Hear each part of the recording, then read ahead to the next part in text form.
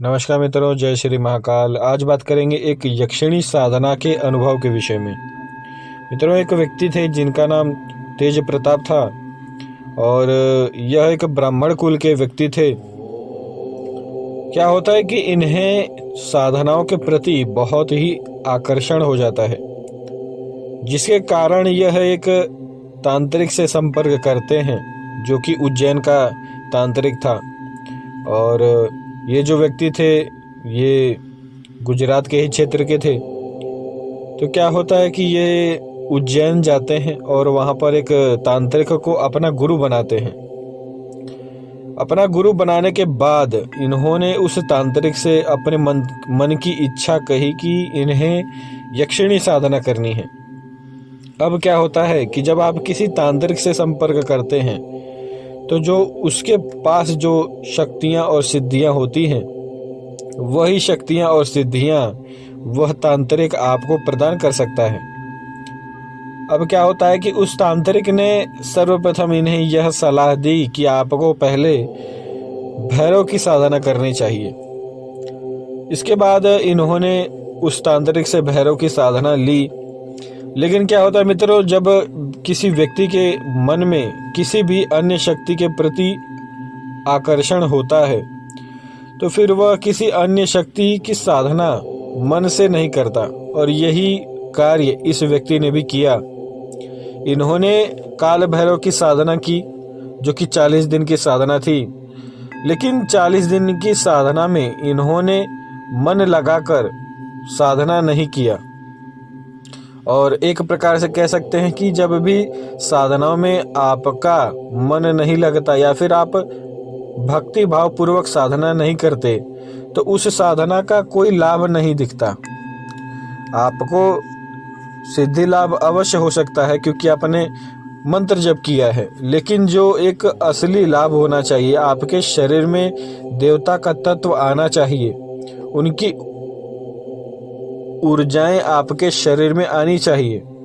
तो यदि आपके मन में किसी भी प्रकार का सात्विक भाव नहीं होता है देवता के प्रति, तो देवता अपना ऊर्जा उस तरीके से प्रदान नहीं करते। और यही कार्य इनके साथ हुआ। इन्होंने काल भैरव की साधना की 40 दिन की, लेकिन इनके साथ कुछ भी अच्छे अनुभव नहीं रहे काल भैरव की साधना के दौरान। और केवल इन्हें तरंग मात्र एक बार महसूस हुआ 40वें दिन, और कुछ नहीं। इसके बाद इन्होंने अपने गुरु से कहा कि मुझे काल भैरव की सिद्धि प्राप्त हो चुकी है, जो कि इन्होंने झूठ बोला था क्योंकि काल भैरव की सिद्धि इतनी जल्दी नहीं मिलती। अब वह जो तांत्रिक थे वह जानते थे कि इसने साधना उस स्तर पर नहीं की है। इसके बाद उन्होंने कहा कि तुम्हें दोबारा यह साधना करनी चाहिए। लेकिन मित्रों, यह जो व्यक्ति थे इन्होंने हठ किया और इन्होंने कहा कि नहीं, मुझे यक्षिणी की साधना दीजिए। अब क्या होता है कि वह जो तांत्रिक थे उन्होंने भी जब इसके हरकतें देखी तो वह भी कहीं ना कहीं अपने मन में रुष्ट हो चुके थे। इसके बाद उन्होंने शमशान की एक बहुत ही प्रचंड यक्षिणी की साधना इस व्यक्ति को दी। और उस यक्षिणी का नाम मैं नहीं लेना चाहूँगा। तो मित्रों, हम इस यक्षिणी को शमशान यक्षिणी का नाम देते हैं क्योंकि यक्षिणियों का नाम लेना भी कई बार घातक होता है। तो मित्रों, इस व्यक्ति ने शमशान यक्षिणी की साधना आरंभ की और इसके बाद ये नित्य शमशान में जाते थे और जो भी नियम थे, यानी कि सुरक्षा मंत्र का इस्तेमाल करना और घेरा लगाकर साधना करना, तो इस सभी में इनके मन में एक प्रकार से काम वासना थी यक्षिणी के प्रति। और ज़्यादातर जो भी साधन होता है, यक्षिणियों की जो साधना होती है, उसमें ज़्यादातर जो गुरु होते हैं वह यही जानकारी देते हैं अपने शिष्य को कि यक्षिणियों के साथ ज़्यादातर काम वासना के भाव से साधनाएं नहीं करनी चाहिए, क्योंकि इस प्रकार के भाव रख कर साधना करने से कहीं ना कहीं आप साधना मार्ग में नीचे की ओर गिर जाते हैं। और कहीं ना कहीं इनके साथ भी यही हुआ। इन्होंने यक्षिणी की साधना की, लेकिन इनके मन में काम वासना थी। अब इस काम वासना के दौरान क्या होता है मित्रों कि इसी कारणवश यह जब भी साधना करते थे तो इनके सामने एक देवी अदृश्य रूप में प्रकट हो जाती थी, जो कि इन्हें थोड़ा बहुत दिखती थी। आप कह सकते हैं एक प्रकार से धूमिल रूप में इन्हें दिखती थी। और वह जो देवी थी वह पूर्ण तरीके से नग्न रूप में इनके सामने प्रकट होती थी। अब जब भी इनके सामने प्रकट होती थी वह देवी, तो कुछ न कुछ ऐसी चेष्टाएं करती थी जैसे कि इनका ब्रह्मचर्य खंडित हो जाए। तो इसी प्रकार से इनके साथ होने लगा और इन्होंने भी अपने गुरु से यह बात नहीं की कि मेरे साथ ऐसे अनुभव हो रहे हैं। एक प्रकार से इन्हें अच्छा लगने लगा। अब क्या होता है मित्रों कि इन्हें धीरे धीरे स्वप्न ऐसे आने लगे जिसमें यह उस यक्षिणी के साथ संभोग कर रहे हैं। संभोग करने के दौरान एक बार क्या होता है कि इनका जो वीर्य होता है वह निकल जाता है, यानी कि साधना खंडित हो जाती है। और साधना खंडित होने के बाद तुरंत ही जो यक्षिणी होती है वह प्रत्यक्ष रूप में प्रकट हो जाती है और इनके सीने पर चढ़कर बैठ जाती है, क्योंकि वह उस समय सो रहे थे, यानी कि नींद में थे। लेकिन जब इनकी साधना खंडित हो जाती है तो उसी समय यक्षिणी प्रत्यक्ष प्रकट होकर इनके सीने पर बैठ जाती है और तुरंत ही इन्हें डांटने लगती है कि तूने कैसे अपनी साधना खंडित की। अब ये उसी यक्षिणी से कहते हैं कि तुम ही तो मेरे साथ संभोग कर रही थी। तब उस समय वह यक्षिणी जोर से हंसने लगती है और कहती है, अरे मूर्ख, मेरा तो कार्य ही है तेरी साधना भंग करना।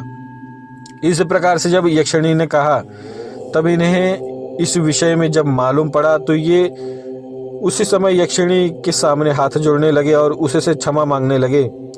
लेकिन ऐसा नहीं हुआ कि उस यक्षिणी ने इन्हें क्षमा कर दिया। यक्षिणी ने तुरंत इन्हें मानसिक रूप से विक्षिप्त कर दिया, यानी कि यह एक प्रकार से पागल से हो गए। ये एक ही बातें बार बार बोलते थे कि मुझसे गलती हो गई, मुझसे गलती होगी। यही बातें यह बार बार बोलते थे और इसी तरह ये मानसिक तौर पर विक्षिप्त हो गए। अब ऐसा होने के बाद जब ये जोर जोर से चिल्लाने लगे उस समय, तब इनके घर वाले इनके पास आए, क्योंकि ये उस समय घर में ही सो रहे थे। तब क्या होता है मित्रों कि इनके पिता को सारी बातें मालूम होती हैं कि इन्होंने एक तांत्रिक से दीक्षा ले रखी है। तब इनके पिता इनको लेकर उसी गुरु के पास जाते हैं जिन्होंने इनको गुरु दीक्षा दी थी और उनसे संपर्क करते हैं। तब क्या होता है कि उस गुरु ने फिर पूरी बातें अपने दिव्य दृष्टि के द्वारा देखी और इसके बाद उन्होंने भी उस यक्षिणी की सिद्धि प्राप्त कर रखी थी। इसके बाद उन्होंने उस यक्षिणी को बुलाया और उस यक्षिणी से सारी बातें दोबारा पूछी उन्होंने कि तूने ऐसा क्यों किया।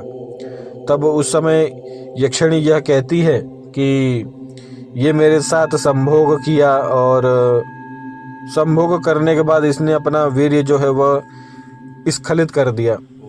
तो इस प्रकार से जब सारी बातें उस तांत्रिक को मालूम पड़ी तो उसके बाद उन्होंने मंत्र जप किया और जो भी उन्होंने साधना कर रखी थी उस साधना को अपने मंत्र के शक्ति के द्वारा उन्होंने खंडित किया।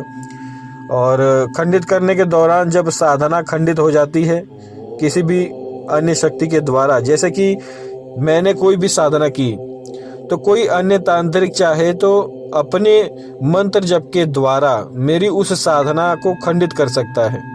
तो यही क्रिया इनके गुरु ने की और इनकी साधना पूर्ण रूप से खंडित करने के बाद जो यक्षिणी का जो भी प्रभाव था वह इनके ऊपर से खत्म हुआ और इसके बाद ये 10 दिन के बाद यह नॉर्मल व्यक्ति के तरह हुए। तो ये एक यक्षिणी का अनुभव था मित्रों, और ऐसे अनुभव भी इस समाज में होते हैं यदि आप इस प्रकार से गलत भाव से साधना करते हैं। तो कोई भी साधना करते हैं तो आपको गुरु के संरक्षण में सर्वप्रथम करनी चाहिए, क्योंकि देखिए यह भी एक प्रकार से अपने गुरु के संरक्षण में थे और इसीलिए यह ठीक हो पाए। यदि यह किसी भी गुरु के संरक्षण में नहीं होते और यक्षिणी की साधना करते तो कहीं ना कहीं कोई भी इन्हें बचा नहीं पाता। तो जय श्री महाकाल, आज के लिए इतना ही।